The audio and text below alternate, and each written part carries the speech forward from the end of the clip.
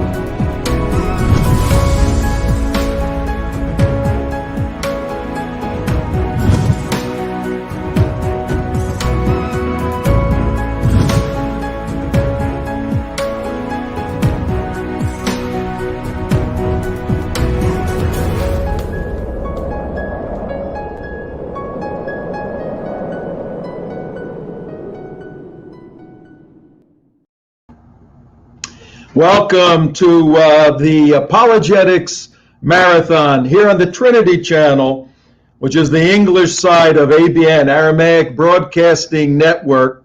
My name is Tom Trento, your host for this evening. Got a fabulous show, live show, ladies and gentlemen, March 5th, 2021, in the year of our Lord. And we're here to honor our Lord Jesus Christ.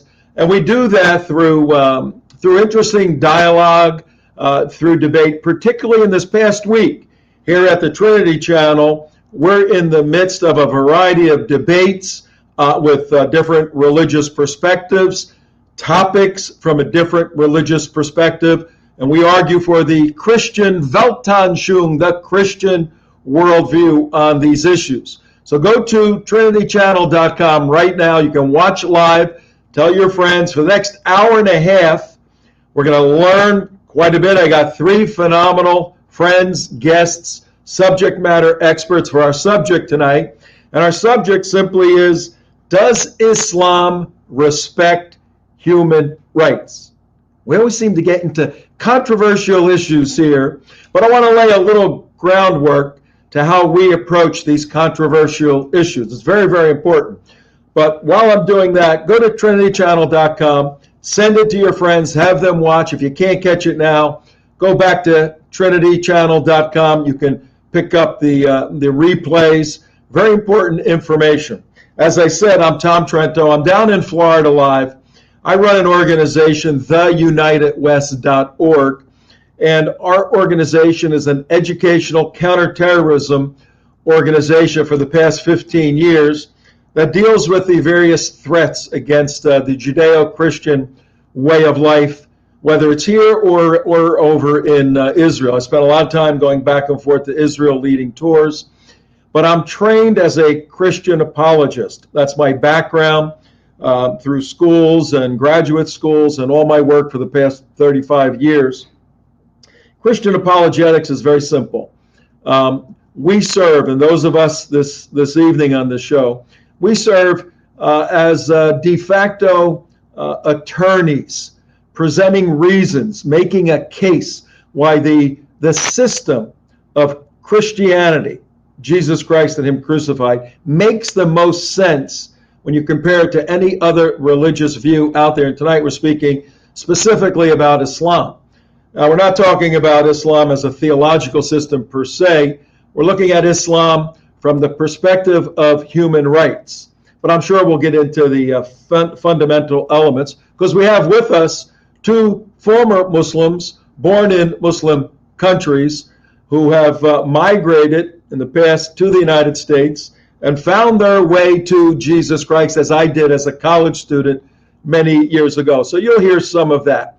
Great night, great information. We'll have a little fun. And so sit back and let's meet our first guest. Ladies first, gentlemen. Our first guest is Nonie Darwish. And I know Nonie many years, and Nonie's an amazing woman. Nonie, take a minute, introduce yourself to the folks, and then I got one question for you to kick off our subject for this evening. I was born and raised in Cairo, Egypt, and of course I was a Muslim. After I came to America, it took me about 17 years to realize that I cannot live by the rules of Islam, and I became a Christian. And slowly, it took me a long time to rediscover that the values of Christianity and the values of Islam are the mirror opposite of one another. And I became active after 9/11 because when 9/11 happened, I really never planned to do what I'm doing now. It just came because I knew that this is the country I loved, and I moved here, and tyranny is following me to this beautiful country, and I had to speak out, and that's what I did. I wrote 4 books. The last one is called Wholly Different: Why I Chose Biblical Values over Islamic Values, and I compared both value systems. All right, let me dig into that a little bit, Nonie.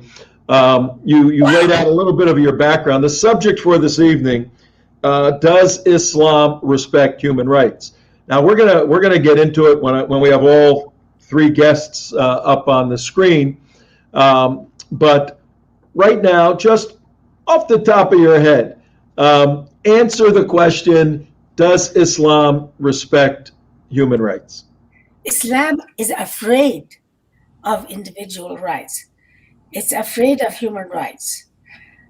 The reason Islam came to existence 600 years after Christ is because it had to rebel against the Bible, against Christ, and against the 10 Commandments.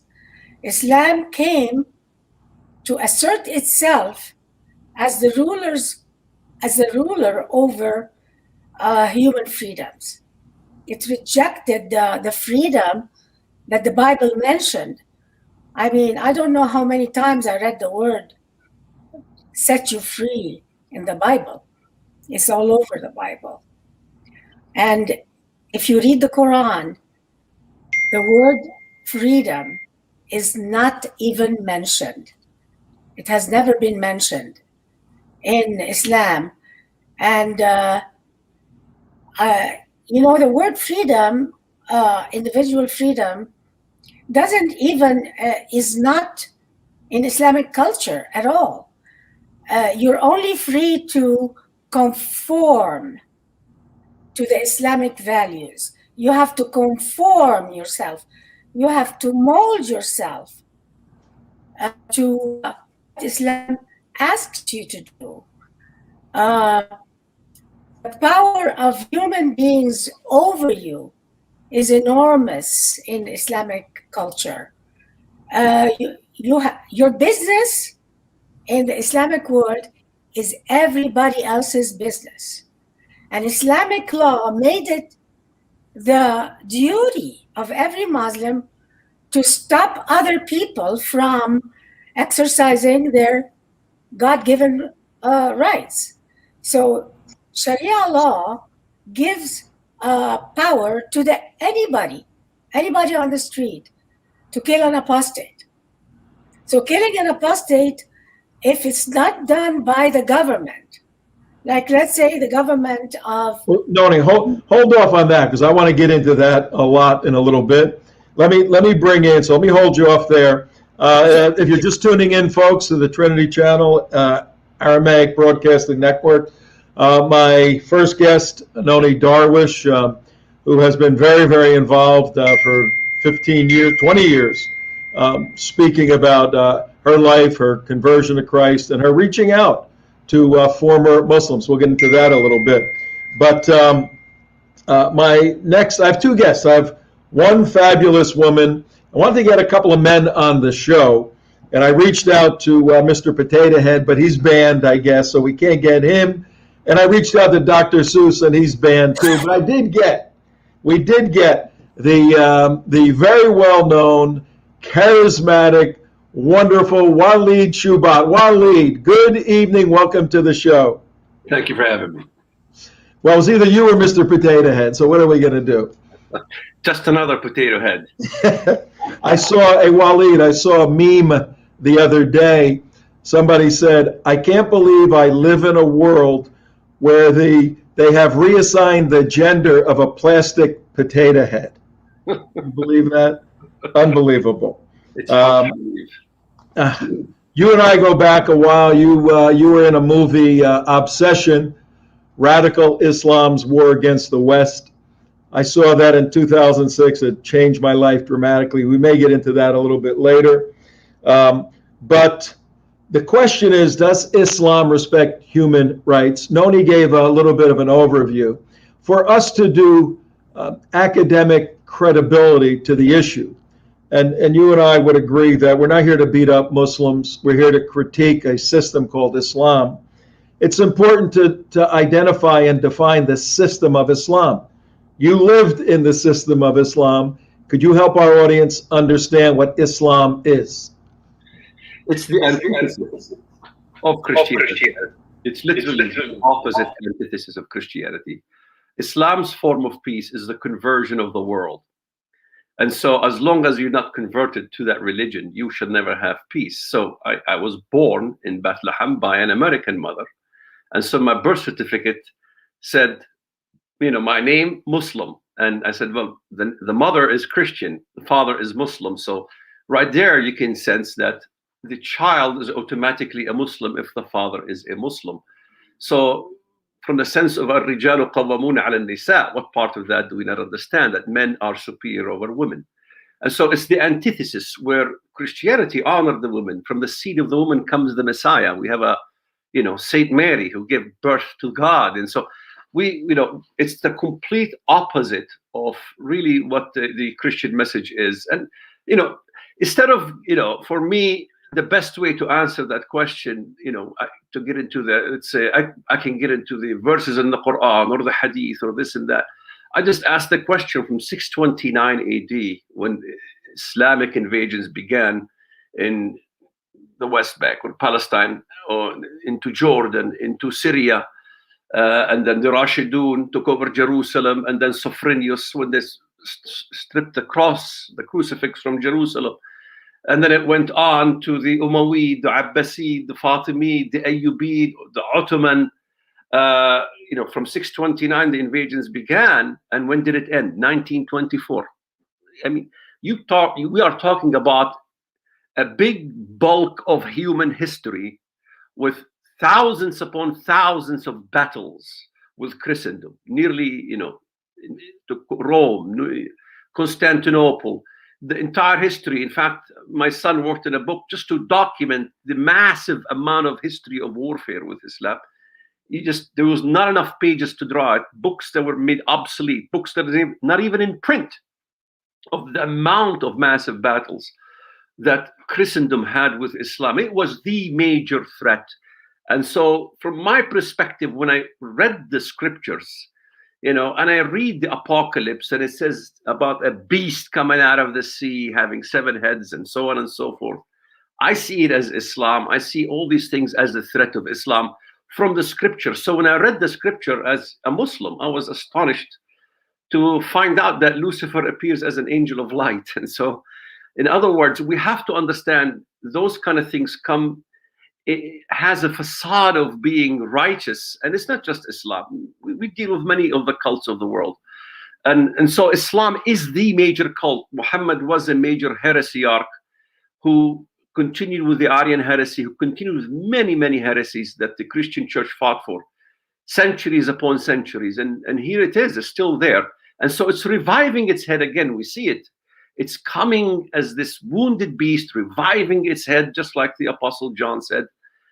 And what astonished me the most is to read the scripture and find out that almost every reference to every single nation that God deals with in the Bible, in prophetic sense, that is, every one of them is Muslim. So you couldn't escape it, that there is a spiritual war and there is a literal war with the world of Islam that has never ended from the beginning. Walid, let me ask Nonie, and then I want to get to our fourth guest, bring him on, our third guest, four of us. Nonie, when you were in Islam, growing up in Cairo, came here, still a Muslim, everyone has the quest for the big questions. As an apologist, I've dealt for all these years. I do a lot of debating, atheists, whatever. Everybody wants to know, where do we come from? Why are we here? Where are we going? How do I get rid of the guilt and sin I have? When you were a Muslim, was there a sense of a personal relationship with God in a unique and loving way? No. In Christianity, we're all the children of God. When I was a Muslim, I felt I was the slave of Allah. I never could relate to him in anything other than I am a slave of Allah. We regard ourselves as slaves to the God of Islam. And that, in reality, when you apply it, you become a slave of the Islamic State. So the citizens in an Islamic state consider themselves slaves of Allah. But who's Allah? Allah is the Islamic leaders, the theocracy. So to become a good Muslim, you have to become a slave of the Islamic Sharia state. And that's how I felt. You could never rebel against it, because this is, it's like rebelling against Allah. And that's one of the reasons human rights and freedoms are the last thing you think of in the Islamic State. The Islamic State kind of gives you, if it treats you well, it's out of their largesse. They are not supposed to treat you well. You're a slave of the Islamic State. So that's how I regarded myself. Nonie, I understand this stuff quite well academically, but when you laid out as a former Muslim, the fact that there isn't that unique, loving relationship like we find in the Christian world, but that you are a slave of Allah, and because there's no bifurcation between the spiritual world and the political world, you become a slave of the theocratic state. I mean, that you've clarified the picture amazingly. And the same thing applies actually also to the Bible. If a country follows the Bible, people relate to the state not as the God, because their first loyalty is towards the one and true God, who we're all the children of God. So that's one major difference between the Islamic State and the biblical state. That's a big one. Our next guest is a former fighter pilot. Wow, flying real fast in planes and defending those of us here in the United States. Then went on to be an airline pilot, and then went on to get elected to the Michigan House in the great state of Michigan. It's still a great state. Little problems here and there now. And he's a Christian. He's spoken out on Christian issues for many years, particularly as a legislator and as a citizen. I want to welcome to Trinity Channel, our dear friend Dave Agema. Dave, how you doing? Good to see you again. I'm doing fine, and I'm quite a ways away from home right now, so the power just went out a while ago when I lost you, but I don't know what you said before, but one thing I'd like to, either the Americans that are listening to this, or if the Muslims are listening to this in the Middle East, and they know this, Islam is Sharia, and Sharia is Islam. And they believe that, 1,000 years ago, the best people figured this all out, and they got it written down now, and they've said this is the way it's going to be, and it cannot be changed, and it's perfect. But does Islam respect human rights? I think that your former speaker said absolutely not. We got 1,400 years of war. In fact, our history in the United States was hit right off the bat. As soon as we declared our independence from Britain, we had the Muslims in Tripoli attacking America. And then we had Jefferson and Adams went over there and tried to say, why are you taking our ships for booty? And why are we paying you, a third, I think, of our GNP to them to try to get our people back? And the Imam simply said, well, that's what we can do. According to the Quran, you're an infidel. We can take what we wish, and we're going to continue to do it. So he came back to the United States, Adams and Jefferson. Adams kind of petered out, but Jefferson said, no, we want a Marine Corps. So he got a Marine Corps established. And of course, over a period of 4 or 5 years, he went back to Tripoli and defeated them from the land and the sea.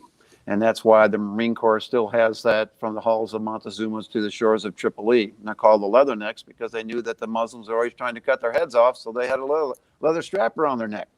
So that's what it really started. But this under Sharia law, respect of human rights, no. Let me give you a couple examples. There's no freedom. Dave, let me ask you a question first. Sure. You didn't hear it a bit earlier with your power.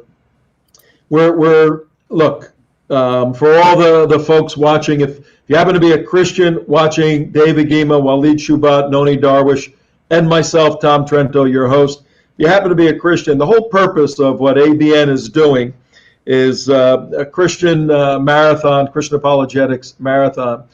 Apologetics, to speak for the defense of Christian truth claims. That's what we're doing. For you believers, that strengthens your faith. You listen to people like us who have been down the road maybe a little more than you, been through some experiences, have been deeply in the Word, and we share some of this information, and it touches you. It will strengthen your faith. If you're a believer, a new believer, even an older believer, open your heart up for God to use what we're saying this evening to strengthen your faith. Conversely, for those of you who do not believe that Jesus Christ is God incarnate and is the propitiation, the requirement for our sin to get to God eternally, if you don't believe that, all we ask you is to listen to what we're talking about with an open mind. We've all come from a position of not believing to a position of believing in Jesus, different roads. So we have something to say, and we do not hate Muslims. That's absurd. We critique the system of Islam, and if we expose fallacies or inconsistencies, you as a serious Muslim, you ought to be happy about that, because you don't want to follow something that is not true. I always wanted to follow the truth. And we may just be able to peel back the onion a little bit on Islam, help you see it a little differently, and help you understand who Jesus Christ is. Against that, Dave, we had Walid explain what Islam is. Give us an understanding of what human rights are. I mean, you were a legislator making laws that had to be founded on human rights. How would you define human rights so that we can critique whether or not Islam is following the proper way with human rights? Well, according to our Constitution, our rights are given to us by God, and there are human rights, and it's our Constitution, our politicians supposed to protect those rights that are God-given. And the problem we're having here is we have an infiltration going on in the United States and Congress and our state legislators in groups that do not believe our rights come from God. That's our Christian God. They believe that basically the whole world has to be taken for Islam, and then there will be peace. Until that time, obviously, there'll be war. But under Sharia, there's no freedom of religion. because you have to either convert, pay the Jesus tax to live, or you die. There's no freedom of speech, because if you speak against Allah or Muhammad, and by the way, most of Islam is about Muhammad, a vast majority, about 86%. And what he talked about primarily is how to deal with kafirs, or that's what an infidel, of what I am and you are. There's no freedom of artistic expression. There's no freedom of thought. You can't question things. There's no equality of people, because a non-Muslim is always superior, subordinate to a Muslim. There's no equal protection under Sharia law. That's all changed. There's no equal rights for women. Women can be beaten. And the interesting part here is a non-Muslim cannot bear arms. Now, that goes directly against our Constitution in the United States. So there's no democracy, since democracy means that non-Muslims will be equal to Muslims. And they believe our Constitution is a man-made document of ignorance. So that must be submitted to Sharia. So non-Muslims are dhimmis, second-class subjects, must pay that life tax. All governments, according to them, must be ruled by Sharia law. So what am I saying? I'm saying basically that there are no human rights for Islam for the non-believer of Islam. So I don't know if you quoted any of these before. Like the Quran 2, verse 282 says women's rights are half that of a man. So that's not human rights. Or 4, verse 34, you can beat your Muslim women. Or 2, verse 223, likens women to a field to be used as the men desire. Or Quran 4:11, inheritance is given double to a man as opposed to a woman. Or Quran 65:4, it allows pedophilia. Or Bukhari 1.9.490, a man's prayer is annulled if a dog or a woman passes in front of them while praying. Now think about that one for a while. It even gets worse for infidels, which we are. There's just nothing good in the Quran or the Sunnah for the non-Muslim. So what's happening in government today, and especially in Washington, CARE, Council on American Islamic Relations, and other groups like Islam Islamic Society in North America, MSA, Muslim Student Association, but especially CARE. What CARE is doing is putting resumes in front of our congressmen of Muslims to work for them in their offices. And then those people go back to their meetings and say what's going on in Washington. We have been completely infiltrated via civilization jihad in our government, and especially under Obama, and especially now under Biden, because Biden, to me, is nothing but a figurehead. He has dementia. He can't remember what he said yesterday. He's a Manchurian candidate. So we have a problem. And I think it was General Boykin told me, all those people now flooding across the border, Biden obviously opened that up. He said 80% of OTMs, he said that's other than Mexicans, coming across the border are coming from Muslim nations. So he stated that ISIS is in every state of the union now, waiting to do their duty deeds. So no respect for human rights. There is no human rights unless you're the top dog. And I have quite, I guess because of my belief system, Muhammad to me was a murderer. He was a slave owner.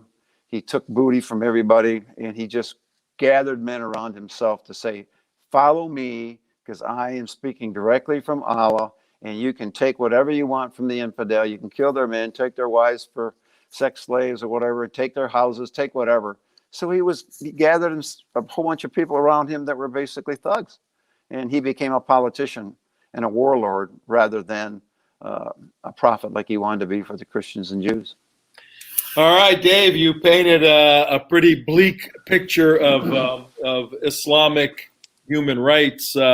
Before I introduce a new guest who's joining us, a dear friend of ours, Walid, is it really as bad as Dave laid it out? Because in 1990, the Organization of Islamic Cooperation, they've changed their name a bit, they put a document together, Islam and Human Rights, addressing some of the pressure that the West and that Europe was putting on the growing Islamic countries to say, get with civil rights and human rights worldwide through the United Nations. And in 1990, they put together their statement. Can we say anything positive about an effort to crystallize and and categorize human rights from an Islamic perspective, Walid? Your guest said much about Islam. I think it's worse than what he says even. The OIC, I mean, the Organization of Islamic Conference, was founded by Hajj Amin al-Husseini, okay, who was the Grand Mufti of Jerusalem and associate of Adolf Hitler. That's when it was founded. It was founded really during the era of the Nazis. And so how can we trust anything that comes out of the OIC, first of all? Second of all, it's a lot worse because, you know, when Westerners think about Islam, there's many avenues you can think about it. You can have memories of ISIS when they were beheading people. You can have memories of the Ground Zero Mosque, who he wanted to build, a mosque in New York, and he's supposed to be a Sufi, peaceful Muslim. And when you look at the history, really, Al-Ghazali he's a Sufi scholar, and he says, it's very easy to find what he says about when you find priests with tonsils, what to do with them, and when you catapult and kill and everything else. But what we have also is another face of the Islamist who comes as modern and not, and could denounce ISIS, sort of like the country of Turkey or Erdogan.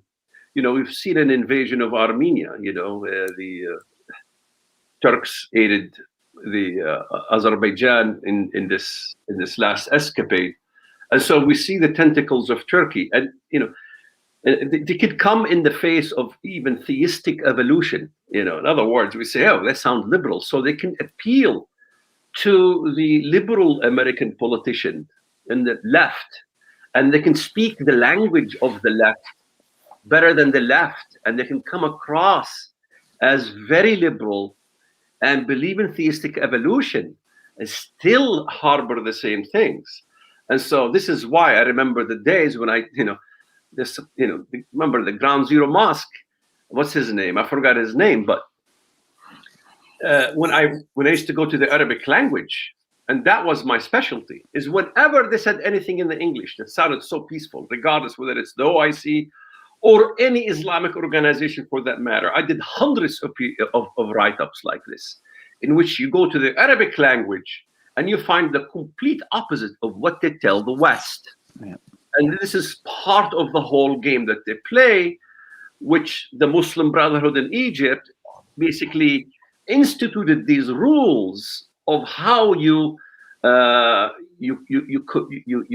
connect with the Western mindset and how you can bamboozle the Western mindset. So the deception is incredible, and so it has a different facade. So it doesn't necessarily have to come as ISIS and blowing up things, and they can come as political movement. To me, that's even much more dangerous than ISIS. Still, NATO supports the country of Turkey. Turkey is neo-Ottomanist. When did we get rid of the Ottoman Empire? 1924. Now it's rearing its ugly head again. The wounded beast's head has been healed. And so it's coming back to force. And we see persecution of Armenians already. So how old was the persecution of the Armenians? And by the way, the persecution of the Armenians wasn't just carried by Islamic jihadists. It was the young Turks. They were not this jihadi mentality. They were not quoting the Quran. They were very much into evolution, very much into very modern way of thinking. And they ousted the Khalifa. And what did they do? They commissioned the Holocaust and genocide of the Armenians. So we don't have to think just from the perspective of this is a Sharia-infested mindset only. It's a very, very palatable and very moldable kind of system that threatens not just the United States, but the entire globe. All right, so what we're doing, ladies and gentlemen, thank you, Walid, for giving us not only an overview of Islamic history, but a deep dive into the elements of the Sharia and the inconsistencies and the difficulties that Muslims have with consistency between the human compulsion, the human desire to be kind and be nice, and the proscriptions, the teachings of Islam that are often quite contrary. I want to touch on the OIC document which you referenced earlier, the 1991. Now, there is a new one. 45 Islamic nations signed the OIC document on human rights. But I want to read a couple of lines at the end. And Dave and Nonie, I want your comment on what I'm reading. And I want to, for the sake of Muslims who may be watching, I want to take it from an academic point of view to a more personal point of view. And let's try to get inside the lives of, we all have Muslim friends. I mean, I have a lot of Muslim friends, and we disagree on a lot, but they seem to be very nice family. I got friends who are members of CARE, evil CARE, and I told them you're terrorists now, but they're lovely family men. They take care of their kids. They love their wife, at least from the perspective of the public seeing this. So let me read something in the OIC from 1990. And this is an organization of Muslims, Muslim nations, folks, trying to figure out how to have human rights and Islam coincide. This is the last couple of sentences in about 10 pages of, oh, we love everybody. Oh, we want to do good. Oh, we respect women. Oh, Islam elevates women. Oh, women are wonderful. All this great language. And then at the end, it says, everyone shall have the right to express his opinion freely in a manner as would not be contrary to the principles of the Sharia. Think about that, audience. You can say whatever you want as long as it's not contrary to the Sharia. In a minute, Nonie, I want you to comment on that. Dave, I want you to comment on this next one.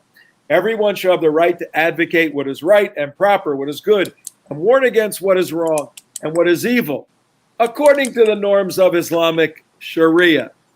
Then they go on to say, everyone shall have the right to participate directly or indirectly in the administration of his country's public affairs. So, if you're a Muslim, you can get involved in your affairs of your country. You can petition. You can protest. No, it doesn't say that. It says he shall also have the right to assume public office. All of this in accordance with the provisions of the Sharia. All rights and freedoms stipulated in this declaration are subject to the Islamic Sharia. Nonie, your thoughts? Actually, Islamic Sharia is the opposite of the Western concept of human rights. And that's why they came up with this conference, because they couldn't sign it, and because that means they're signing out the rule of Sharia.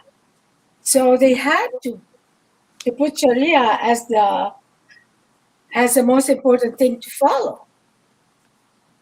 Because Islam at its core is very much interested in the conformity of the people. People must conform. Society, everybody has to. It's compliance, conformity, and submission. It's not human rights. Human rights and free will, the idea of free will does not exist in Islam. So Islam is the only religion on earth that legally must execute those who leave it. And that is in the opposite of Western concept of human rights. There's a concept in Islam it's called tarhib wa targhib. It's the principle of terror and lure. What is this principle? It tells Muslims that you demand compliance from the public through the word tarhib means terror. You have to lure people with some good words, and then you terrorize them. This is a basic principle in Islam, tarhib wa targhib. In the Bible, we have fear not. the concept of you're not supposed to fear except God. But in Islam, fear and terror are legally used under Sharia as a tool. It's a tool for compliance and conformity. And that tool to terrorize others is not only in the hands of government, but it's in the hands of parents. It's in the hands of your boss at work. It's a society built on conformity through terror at every step of the way, from the top, from the political leadership, all through the family, and it's transmitted through terror, compliance. Okay. What we're going to do, Dave, I got a question for you, and then Walid, you get ready, because we're going to have a little educational, entertaining moment. I host we used to have a daily internet TV commercial radio show, and our format was edutainment, to educate and entertain at the same time, have a little bit of fun. We always had a big idea. Our big idea here is to help strengthen Christians in this apologetics marathon and to challenge Muslims to reconsider some elements of their faith, indeed reconsider Jesus Christ. So what we're going to do in a few moments, Walid, I want to get you ready for this. You're going to play the role of what you used to be, a Muslim, and we're going to talk to you about human rights and maybe challenge some of what we know. You got to play the role of the principles of Islam, and we'll see where we go with it. But Dave, I got a question for you before we lose you with your phone. Hopefully we don't. I just read the OIC, and they conclude everything with, but it's got to be in accord with the Sharia. Playing the Muslim's advocate, how is that any different than you as a legislator saying we make all our laws, but they have to be in accordance with the U.S. Constitution? All you're doing is taking the Sharia as a basis for law and making it the U.S. Constitution. What right do you have to critique Muslims when they say we have our own constitution, the Sharia? Well, what you just read from the OIC was absolute gobbledygook. That's the only thing I can tell you. It's called taqiyya. They're encouraged to lie if it furthers the cause of Islam. So I will continue to speak against evil. I think you can say anything you want to say according to that, like you said, unless it goes against Sharia. Well, that's interesting, because that means we all have to be Muslims, and that's their goal. And that's why we still have war with Islam, because there's never going to be peace until everybody becomes a Muslim. That's what they believe. So I think for me, I'm thinking the Constitution was written by our forefathers, and it was based on Judeo-Christian ethics, and it was based on biblical principles, and from our God, Jehovah Yahweh. So, and it was done basically in belief in the Old Testament. I know a lot of the Muslims believe in the Old Testament, but they twist it a little bit and change some of the wording so it doesn't mean what we say it means. But I think the difference is our Constitution, based on Judeo-Christian ethics, gives freedom to people, not slavery. That you can be what you want to be and do what you want to do, as long as you don't kill, you don't rape, you don't pillage. And Muhammad did all those things. So even Muhammad, near his deathbed, said, I have become victorious through terror. Now contrast that with Jesus. Jesus healed the sick. He raised the dead. He healed many. He fed thousands. Now contrast that to Muhammad. He killed thousands, and his progeny after him have killed hundreds of millions of people, especially the Hindus. So in a sense, what we're dealing with, according to Christianity, Islam is an antichrist. And they try to say that Jesus was a Muslim. Well, that's interesting. Let's see. Jesus was born about 600 years before Muhammad was born. So I guess he couldn't have been a Muslim because they didn't have that religion until Muhammad showed up and said he got the Quran and whatever he says that has to be absolutely true. And we know it's not absolutely true because he used the theory of abrogation. If something he wanted to change, he just changed it. And then people did something different. For example, when they were fighting, they weren't supposed to fight on a holy day, one of the holy days. But he changed it. He said, that's better that you fight on a holy day than what those people were doing. And then he said, oh, by the way, if you die and you're fighting for me and Allah, you're going to go to heaven. Well, that's interesting. So they're basically saying, if you kill somebody, me, an infidel, you're going to go to heaven. I have a problem with being a friend to a Muslim who wants to kill me. And here we are in America. You can be a Hindu, you can be a Buddhist, you can be whatever you want to be. And none of those other religions try to take us over from within and try to kill us and try to harm us like Islam does. So Islam is an enemy of America. Like I said before, from day one, it still is. It's not going to end. There's not going to be peace in the Middle East as long as you got a Jewish state and you got the Islamic states. So we're going to have war until the end of time or until Christ comes back. And when Christ comes back to judge the world, it's going to be Christ judging that world. It's not going to be old Muhammad. It's not going to be Buddha either. It's going to be Jesus Christ. And another thing I'd like to say, if the Muslims are listening, check your Quran out, check your Sunnah out. How many things were prophesied in there that actually took place? There are thousands of things that were prophesied in the Old Testament that came true in the New Testament. And even in the New Testament now that are coming true in our day. So just like the other individual here said before, we're watching history unfold exactly like Christ said it was going to happen. The end day is going to be just like Noah. Everybody's going to go their own way. Going to be marriage and so forth. But there's wars and rumors of wars. There's going to be earthquakes. There's going to be a lot of trouble. But you know what? As Christians, we can sit back and say, you know what? Jesus told us about that. We can anticipate that. So I'm not going to fear it. But Muhammad and Islam uses fear to accomplish every single one of their goals. And boy, if you're a Muslim and you try to get out of it, you're in deep trouble. All right, you're tough. You're tough, Dave. Let me tell you. But you've never been known for not speaking your mind in all your years in the legislature in Michigan and as a fighter pilot. If you're just tuning in, Tom Trento, your host this evening. We're live March 5th, Friday, here on ABN, Aramaic Broadcasting Network. And we want you to go to the website, trinitychannel.com. Trinity Channel is the English side of ABN.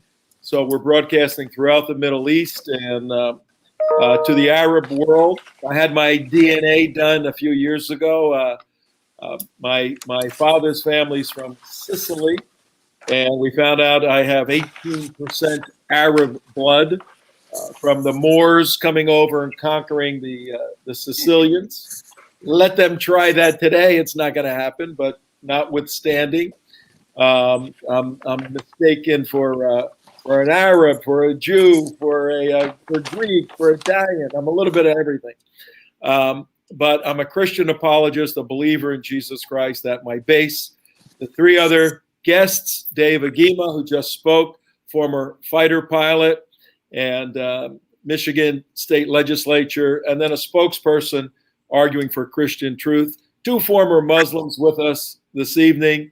Walid Shoebat, very well known, had a beginning in Bethlehem, where our Lord was born. I was there just a couple of years ago at that little rock right in the church of the Nativity. And I was on the wrong side of the tracks, fighting for the bad guys, got straightened out, has been on many television shows and books and movies. And Nonie Darwish, born in Cairo, Egypt, to a Muslim family, came to the United States and years later became a Christian. I got very involved after 9/11, has written 4 books so far, probably got 4 more in her. And so you got a great group of people this evening. Our subject is, does Islam respect human rights? We're trying to hit it academically and also interpersonally. But I want a little exercise right now. You know what? We just got some questions from the YouTube page. You can go to the YouTube page, folks, and write up questions if you want. Let me see what we have. Questions to one of them is all right. A couple of different questions here. Walid, let me give it you the first question here. I think this is the person's being a little sarcastic. He's saying, and Christians aren't into conformity, ? Just look at evangelical Christians in the USA.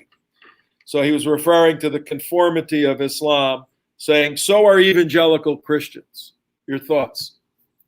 My thought is always a tear who changes the subject. If somebody is talking about a specific topic like Islam and what Islam does, if the topic was about evangelical Christianity, I'm pretty much a big critic of a lot of things the evangelicals do myself. And so it's hardly the topic and what's there to talk about here when it comes to evangelical Christianity versus Islam. I like to jump on what David talked about as the Antichrist. Go ahead. Yeah, go ahead. Islam is we're talking about a religion of Antichrist. How do you compare evangelical Christianity? And I'm critical of evangelical Christianity because I became Catholic.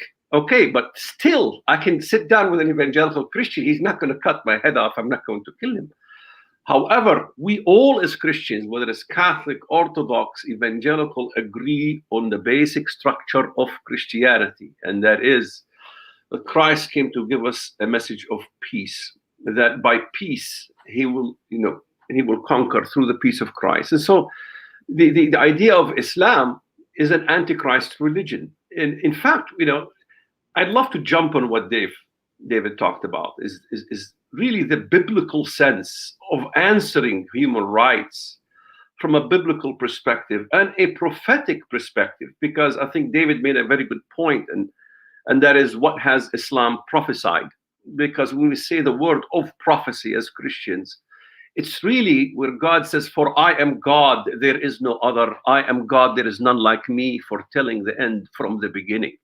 This is an awesome God. It's a completely different God than Allah. And this is what I learned. The first thing, I laid my eyes on these verses. But the verse that comes before that, remember the things of old, for I am God and there is no other. I am God, there is none like me. Why is God saying, remember the things of old? And why, when you first interviewed me, I went to the history of Islam. I said from 629 AD until 1924, Islam has been the greatest enemy of Christendom, because God says, remember the things of old. We can never address an issue like Islam unless we as Americans begin to educate our children and our families and everybody around us in churches about the history of Christianity and how Christianity really came to change the world. It really got rid of paganism all throughout the world. It got rid of, all the violence that was going on in the world. It got rid of Sodom and Gomorrah kind of thinking in the world. And now all these things are coming back to haunt us. Islam is coming back to haunt us, not just only Islam, but all the other isms are coming to haunt us as Christians. And so, to ask about, what about evangelical Christians in the middle of a topic, to me is the way of a tear. He always changes the subject. A tear's habit is always to change the subject instead of admitting that what is said here or the nugget that is given here is a true nugget or untrue nugget. This is the main thing of a discussion. When we come back from the break, Dave, I have a question here.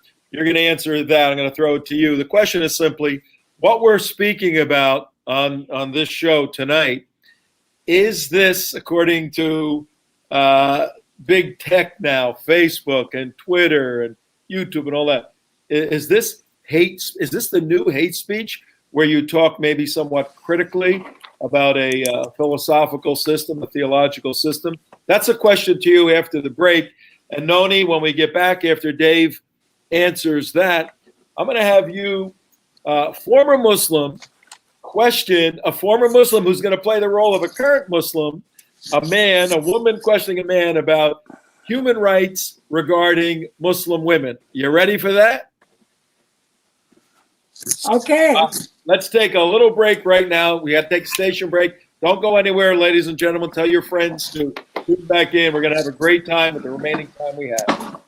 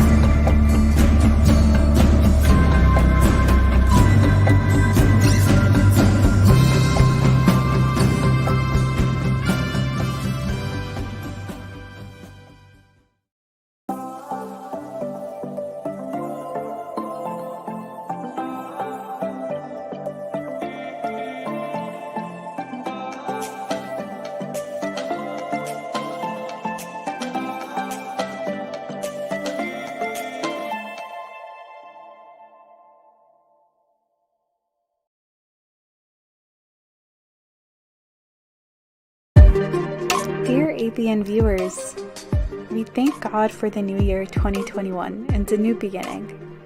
It is the year to go forward with the Great Commission, as the Word of God tells us, to go forth making disciples and teaching them to obey everything Jesus commanded us, Matthew 28:19. In 2021, ABN is going forward with the discipleship program. We have committed ourselves to start recording discipleship lessons in 15 languages. This project is an extensive endeavor that will take 18 months to accomplish. We need your continuous prayers and financial support in order to achieve this goal. The one who plants and the one who waters work together for the same purpose, and both will be rewarded for their hard work. 1 Corinthians 3:8.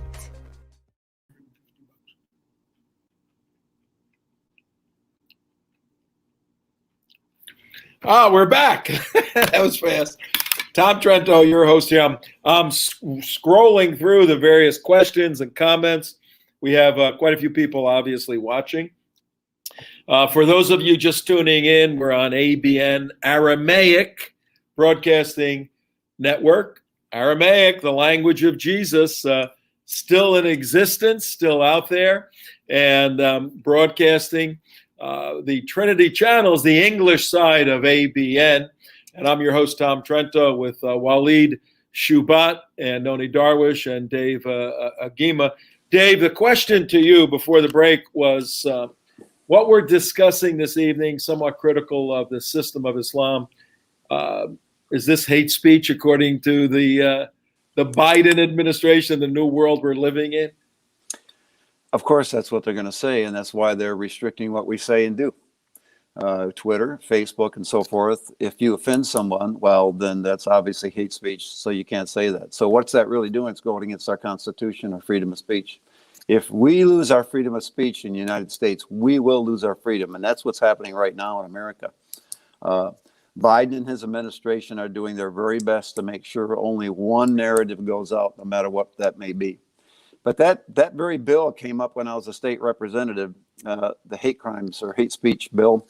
And I voted against it. And everybody looked at me and said, how can you do that? I said, because all crime is hate. I hate it that you got a Cadillac and I got a beat up old Chevy. Or I hate you because you're rich and I'm poor.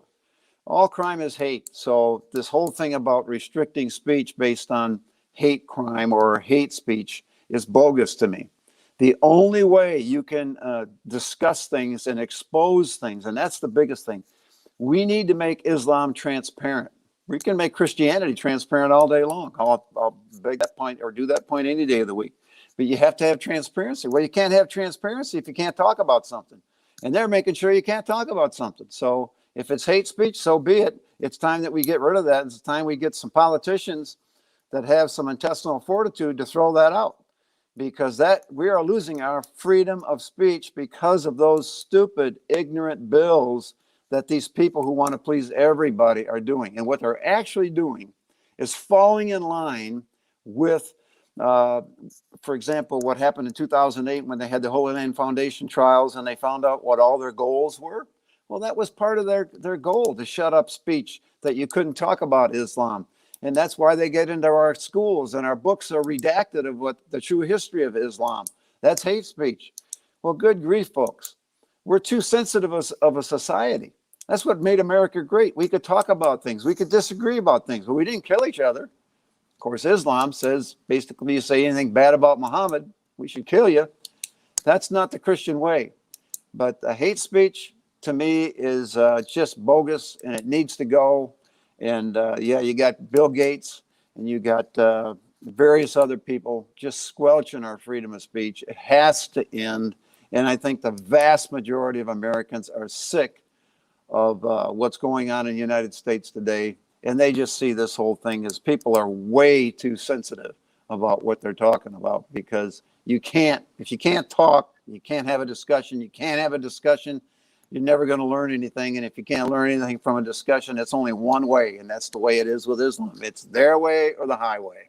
Yeah, and that seems to be what's going on with this this administration, this cabal of Marxists and jihadists and racists and all of that. Now, we're trying to stay on our specific topic here on ABN, which is, does Islam respect human rights? But whenever you get into these issues, particularly when we have time like we do now, we can broaden it a bit and then bring it back. One of the viewers commented that I think you referenced, Dave, that the OIC, particularly the 1990 version, someone mentioned that it was there was taqiyya, the disinformation. Well, the viewer, who's quite informed on this, saying, no, that's not taqiyya, because they're telling you exactly what they believe, and they're telling you it's the Sharia, and they're telling you you got to follow the Sharia. So they're just laying it all out. In fact, that's why in 1990 they got criticized for the outright statement of the Sharia as their foundation, because we have the U.S. Constitution as the basis for our law. The Sharia, as we know, read the Constitution of Iran, read the Hamas declaration, read any of these, read Turkey's view. The Sharia is the foundation. You can't have U.S. Constitution and Sharia. That raises the question, can a Muslim be a good American? It's an interesting question. But Dave, I want to get to Walid, but you had one comment. Go ahead. Well, the last thing you just said, I want to address.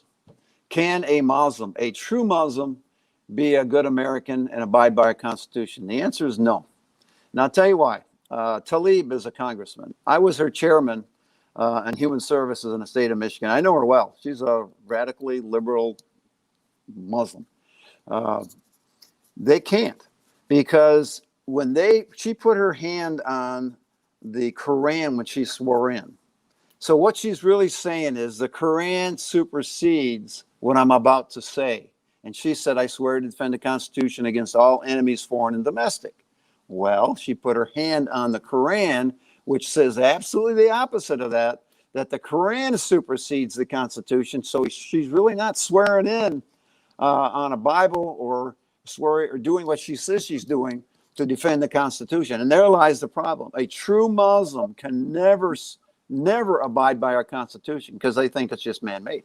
And it's to be honest. Whoa, well, that's that. We have to do another show on that question and promote that. That will be a very interesting show. But I certainly see your point philosophically and theologically and from a jurisprudential point of view. But right now, let's move to our segment, our debate segment, where we have a former Muslim woman who left, and she's going to ask penetrating questions of a former Muslim, but now playing a real Muslim, defending the doctrine of Sharia as it relates to women. Nonie, the floor is yours, and Shoebat is all yours too. It's not in me to support it, but I'll try and act, okay? Yes. One question. Why is jihad more important than women? A man is more loyal in Islam. a man is more loyal to jihad than to his family and to his wife?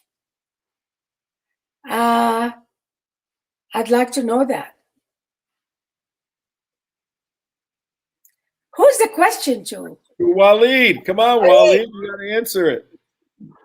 Well, I didn't understand. I want to know why. Why is jihad more Good question, important? Walid. It's a great question. Why is jihad more important than women? In Yeah, for a Islam, man. you're defending Islam. Oh, It's jihad is more important not. for you to go to war and leave me alone in the house. To go to Jihad is not more important than women. Jihad is carried out so we can get women. What are you talking about? You do not understand anything about Islam. When it was Fernand and Isabella threw the Jews out, it was Islam who welcomed them in Turkey. It was Islam. It was Muslim Palestinians who defended Jews in the Hebron massacre. What are you talking about? Islam is a religion of peace. Islam means peace, and that's what it means. I don't know what these heads are talking about here, David, whoever it is his name. They don't know nothing about Islam. Talk to me about Islam. Another question. I got one too. Do you think women are deficient in brain and What are you talking about? religious You don't know anything about Islam. You think I'm deficient?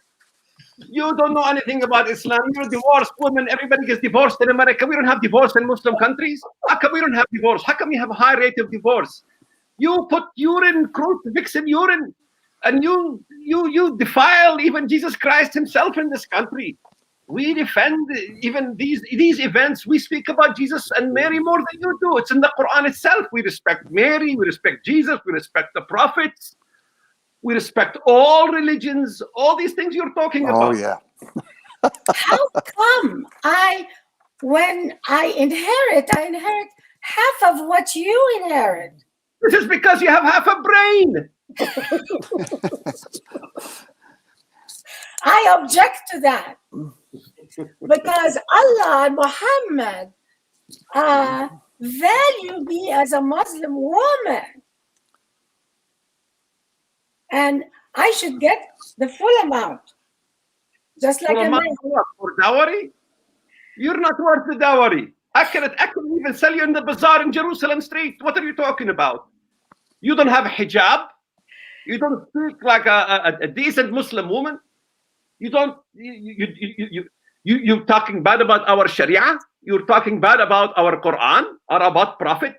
Tell me, when a Muslim say bad things about Prophet Jesus, tell me. Prophet Jesus is very respected in the Quran. We never say these things you say about Prophet Muhammad.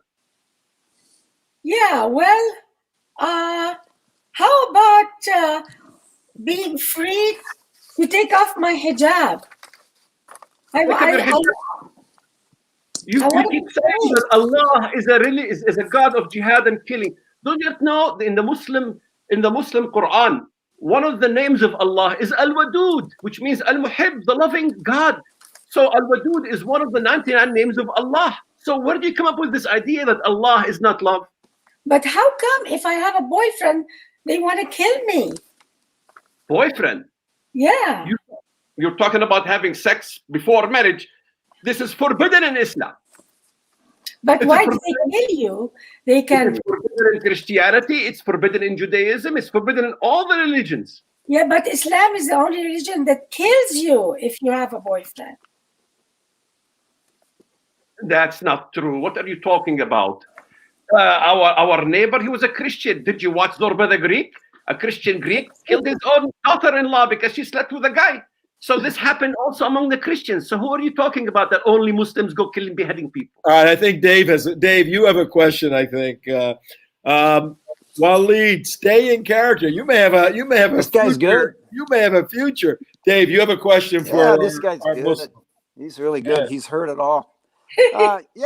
According to your But faith, I can refute everything I said. isn't it true? Isn't it really true that you believe the Quran and the Sunnah are absolutely perfect and immutable? That's true, correct? The Quran and the Sunnah. Okay. The Quran itself Now, says. just a simple answer, yes or no, would be good.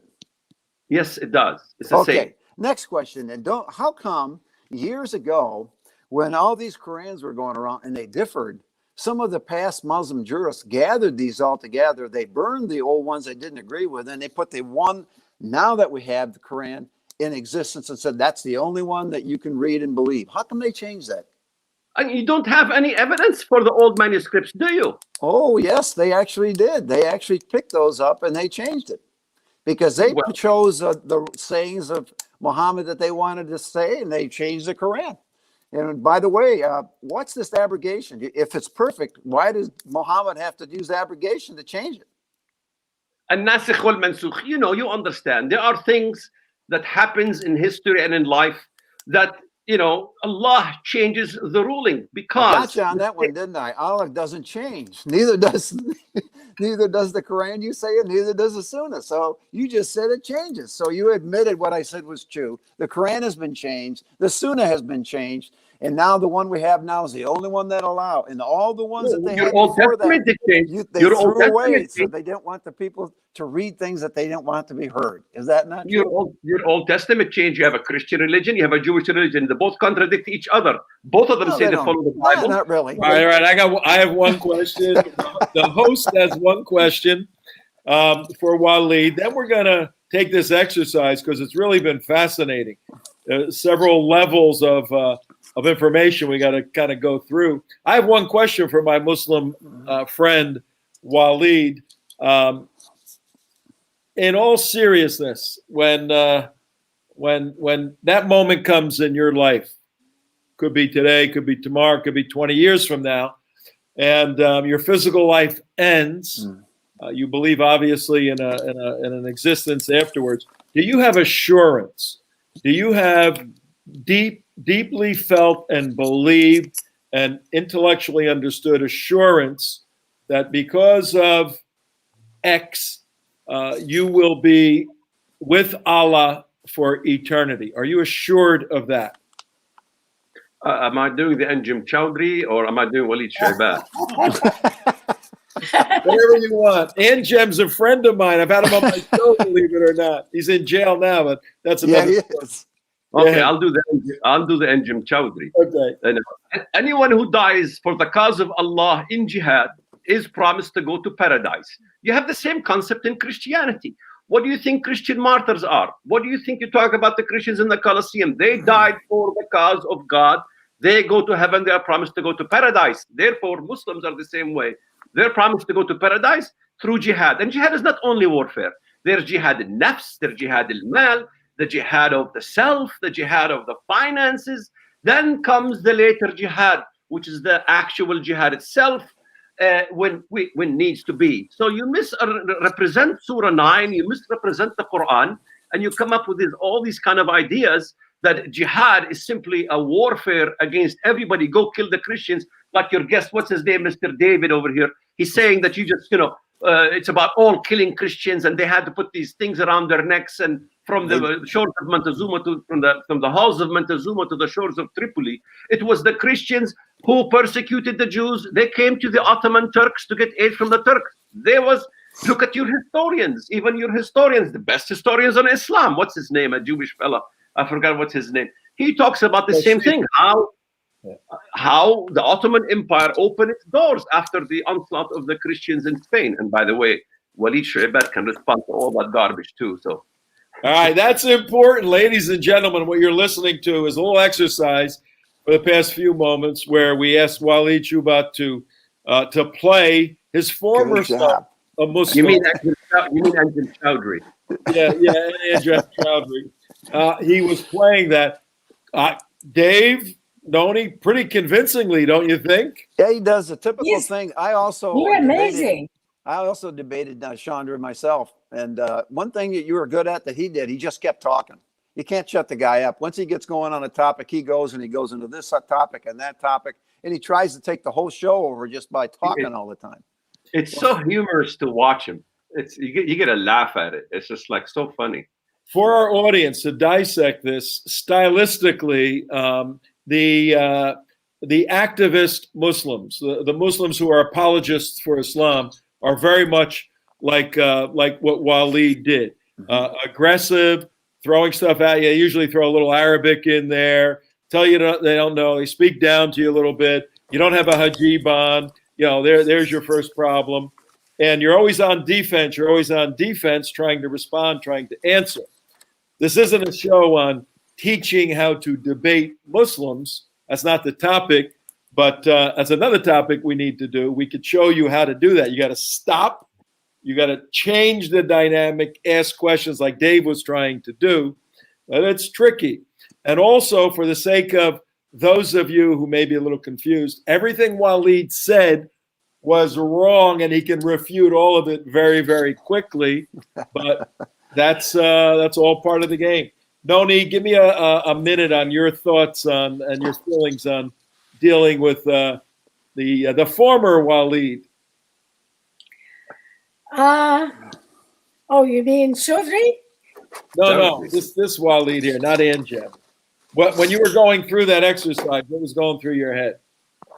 It just reminded me of talking to people in the Middle East, and if you dare open a topic, that's what you get. Is just he did it perfectly. There's one thing I want to just mention quick now. The caller who said conformity is also in Christianity. I want to tell them that it's just a matter of degree. Every society has conformity, but Islam demands total conformity, total compliance, or else you're dead. That's very different from being a Christian. You're asked to be guided by the Holy Spirit, not be guided by the government or by the mosque constantly. It's by the Holy Spirit. Changing oneself is a biblical value. Self-control is a biblical value. In Islam, controlling others is the most important value, or being compliant, forcing compliance on the other, changing others. And that is very important for our topic today, which is human rights. If you're stressing total conformity, how can you have human rights? If you're stressing controlling others is your important value, you can't have human rights. So this idea of total conformity in Islam is beyond, it's very Islamic. And I'm not sure the person who asked that question, don't they see it in Islamic culture that if you don't conform, you're dead? So I just wanted to tell it to. That's a good point. That. It's a very good observation. There's another observation, Walid, we had. It's coming across a bunch of people. This is for you, Walid. A bunch of people want to know if you actually converted to Christianity out of Islam. If you actually did, they're questioning whether you actually did now. So you were so adept at playing the other person, but I can testify he converted out. We know them. We know them. Amazing how many doubts people have about me when I speak or when I say things. You had CNN say that I was never a terrorist. Okay, just quick comment. Whoever looks up my name, Shoebat, and finds out all these things on the internet, they said I was never a terrorist. You can get the clip from Drew Griffin on CNN saying that we went to the manger square. We never found any explosions in the 70s in the manger square where Christ was born. Now the archives came out. Anybody could look it up themselves. Just put double quote, manger space square, double quote, bombing, 1977, 1978. You can see it. You can see the New York Times talked about my bombing.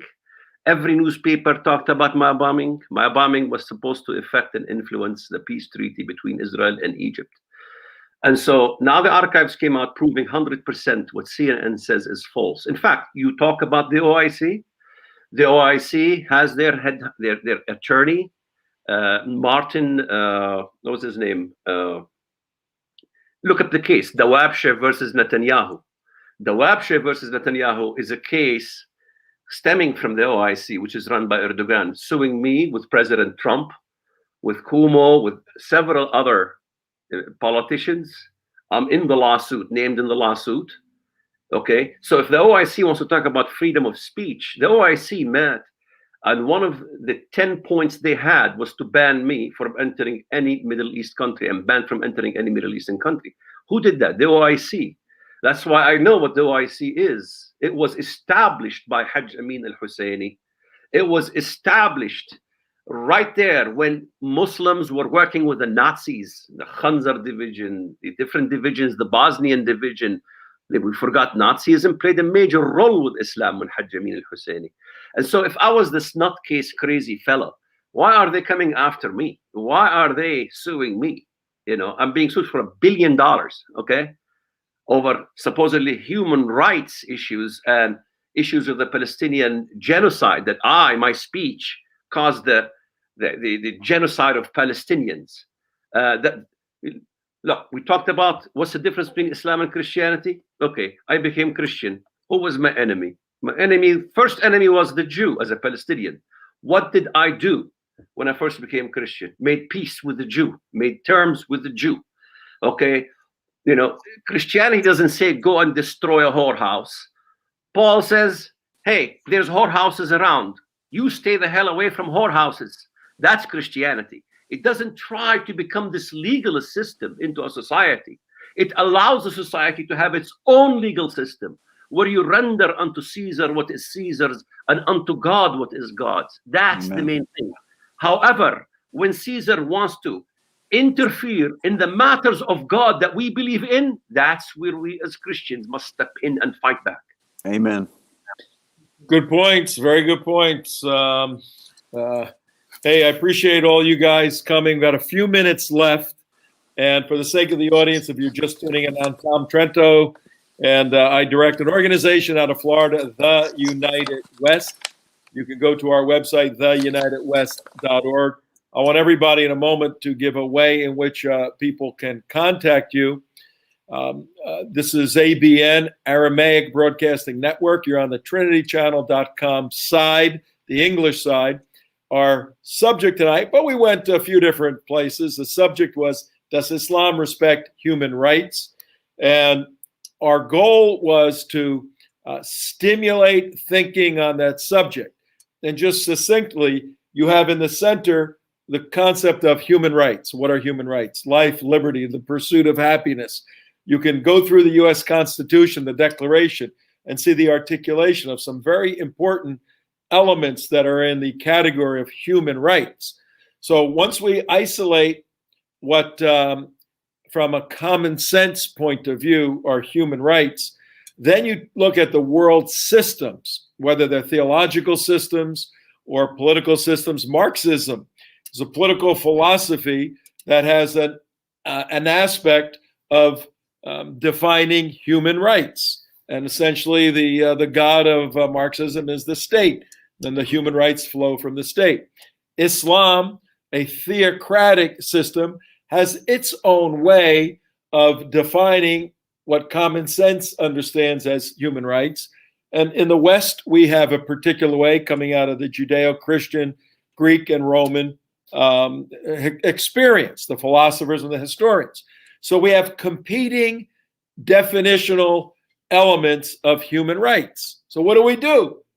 Well, we argue and debate them, and then we compare them, and we evaluate the systems to see which one is most aligned with that which is true. Now we're getting into the concept of apologetics, identifying that which is true. So that's the overview of the exercise we're doing tonight. And for you Christians, we're stimulating your thinking as Christians, and for those who aren't, and for Muslims, we're asking you to seriously consider some of this and to see that the Judeo-Christian worldview has a better understanding, definition, and application of true human rights, where the human being has free choice, over against the Islamic system, where the free choice component is removed, either from a punitive perspective temporally on this earth, or from a punitive perspective, eternally. Well, that's what we're all talking about. But I'd like each of you to take about a minute, closing statement, give your a way in which folks can contact you, and just sum up your thoughts for this evening. Take about a minute, then we'll wind it up. Nonie, let's start with you. Well, the topic of human rights, to me, cannot be separated from biblical values. Show me one society that respects human rights that is not based on biblical values. There isn't any. Biblical values and the Bible and those who believe in Jesus are the only people on earth who allow human rights. Human rights cannot be separated from the Bible. And any society that abandons the Bible and abandons its link to its Christian foundation will never stay and succeed in staying respectful of human rights. Europe is going to start losing its human rights. It has started already because it's already losing its biblical foundation. America, if we are not careful, we are starting to lose our freedoms because we are now in a war in America against our biblical identity.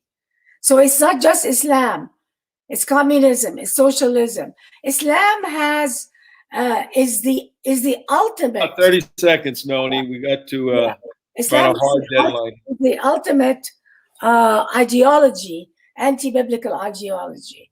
As to contacting me, just go to my Facebook